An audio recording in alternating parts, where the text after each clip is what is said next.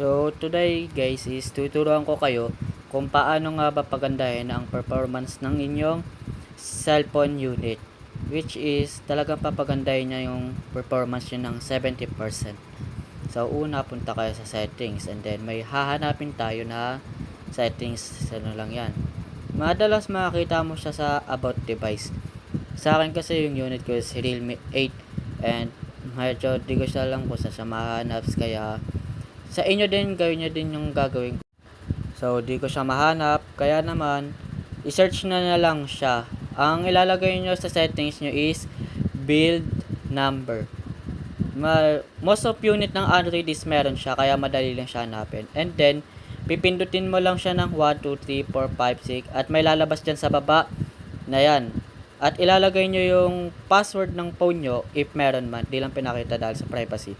At may lalabas dyan na developer mode option on. And then hahanapin mo siya ulit sa settings mo. Mostly makikita mo siya special feature, pero recommend ko sa inyo i-search nyo na lang kung meron man kayong search dyan sa taas. Ilalagay nyo is developer option at lalabas yan dyan.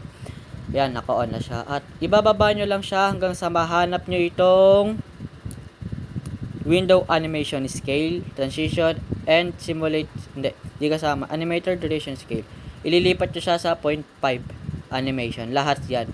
And also, para na rin sa mas magandang performance ng cellphone nyo, i-on na din natin ang background processing, which is nakalagay dito is standard yan, kaya medyo mabagal. Ilagay nyo sa no background. Bakit nga pa?